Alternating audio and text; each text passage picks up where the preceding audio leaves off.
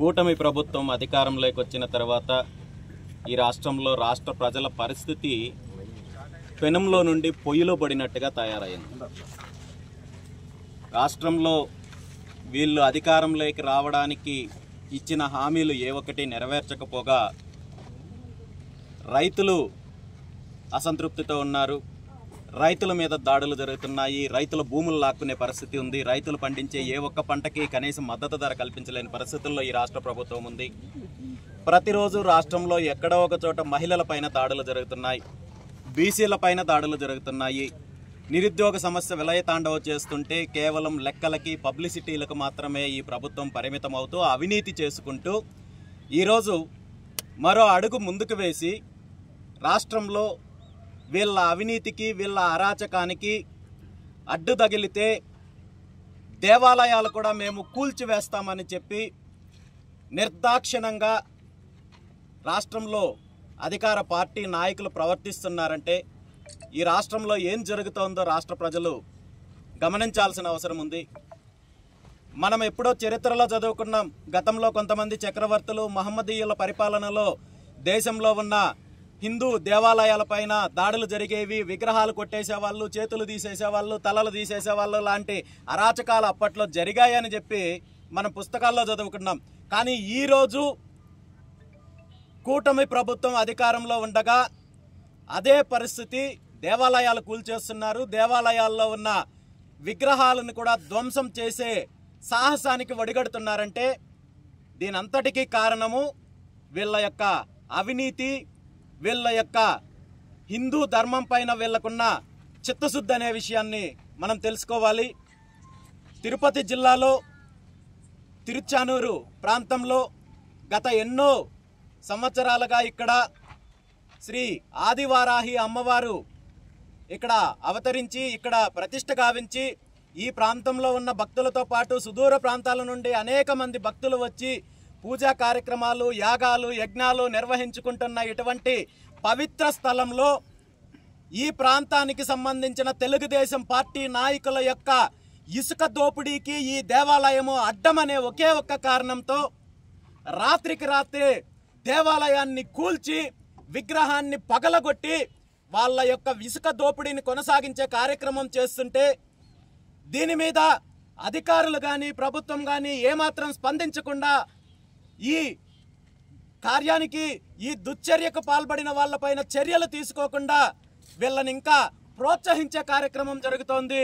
ఈ సంఘటన జరిగిన తర్వాత ఇందులో ఉన్న నిందితులపైన ఎటువంటి చర్య తీసుకోలేదు కాబట్టి మరో 3 రోజుల తర్వాత ఇదే ప్రాంతంలో మరో గుడిపైన దాడి చేశారు, మరో గుడిని ధ్వంసం చేసే కార్యక్రమం చేశారు. జరుగుతోంది. ఏ ప్రభుత్వం అధికారంలోకి వచ్చినా ఏ ఒక్క వర్గానికి న్యాయం జరగడం లేదు. బీసీలకు న్యాయం జరగడం లేదు, మహిళలకు న్యాయం జరగడం లేదు, రైతులకు న్యాయం జరగడం లేదు. ముఖ్యంగా హిందువులపైన, హిందూ దేవాలయాలపైన, హిందూ సంస్కృతి పైన, హిందూ పండుగలపైన, హిందూ సంబంధించిన అన్ని విషయాల్లో ఈరోజు విచ్చలవిడిగా ఎటువంటి అపచారం జరిగినా ప్రభుత్వం మేనవేషాలు లెక్కిస్తోంది తప్ప ఎక్కడ స్పష్టమైన చర్యలు తీసుకొని మళ్ళీ ఇలాంటి చర్యలు పునరావృతం కాకుండా చర్యలు తీసుకున్నట్టు మనం ఎక్కడా గమనించడం లేదు. ఇంకా ఇలాంటి వాళ్ళని ప్రోత్సహించే పరిస్థితి ఉంది. ఈ విషయాన్ని రాష్ట్ర ప్రజలు గమనించాల్సిన అవసరం ఉంది. ఈరోజు ప్రభుత్వాన్ని నేను ఒక్కటే డిమాండ్ చేస్తున్నాను.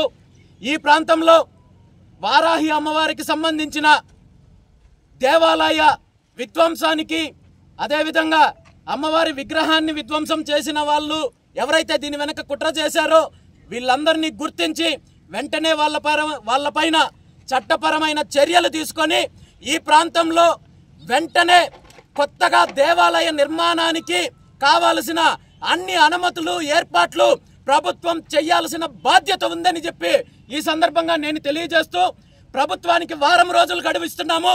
ఈ వారం రోజుల్లో ఇక్కడున్న వివాదాన్ని తొలగించి ఈ దుశ్చర్యకు పాల్పడిన వాళ్ళపైన చర్యలు తీసుకొని దేవాలయ నిర్మాణానికి కావాల్సిన అనుమతులు ఇవ్వనట్టయితే ఖచ్చితంగా పరిస్థితులు తీవ్రంగా ఉంటాయని చెప్పి ఈ సందర్భంగా తెలియజేస్తూ ఇక్కడ దేవాలయ నిర్మాణం జరగాలి, మళ్ళీ అమ్మవారి ప్రతిష్ఠ జరగాలి, మళ్ళీ ఇక్కడ పూజలు అందుకోవాలి.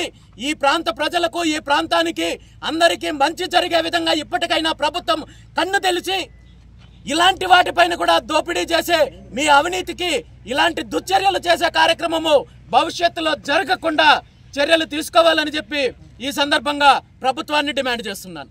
Thank you. రాష్ట్రంలో గత 2019 నుండి 24 వరకు ఒక రకమైన అరాచక పరిపాలన కొనసాగింది.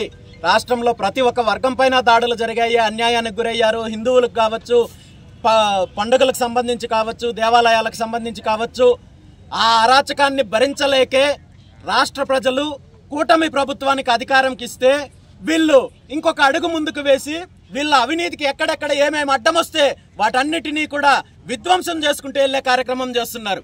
దీన్ని ప్రశ్నించాల్సిన ప్రతిపక్ష నాయకుడు ఈరోజు రోడ్ల మీదకి వచ్చి బల ప్రదర్శన చేసుకుంటూ జనాలను చంపే కార్యక్రమం చేస్తున్నారు తప్ప రాష్ట్రంలో జరుగుతున్న అవినీతి కార్యక్రమాలపైన కానీ, ప్రజా వ్యతిరేక విధానాలపైన కానీ, దేవాలయాలకు సంబంధించిన ఏదైతే విధ్వంసాలు జరుగుతున్నాయో వీటిపైన కానీ ప్రతిపక్షం స్పందించే పరిస్థితుల్లో లేదు. ఖచ్చితంగా ఈ విషయంలో ప్రభుత్వం ఇప్పటికైనా కళ్ళు తెరవాలి. ఖచ్చితంగా జరిగిన తప్పులను సవరించుకోవాలి. ఎవరైతే తప్పు చేశారో వాళ్ళ మీద చర్యలు తీసుకోవాలి. మళ్ళీ ఇలాంటి తప్పులు జరగకుండా, పునరావృతం కాకుండా ప్రభుత్వం చర్యలు తీసుకోవాలి. Thank you.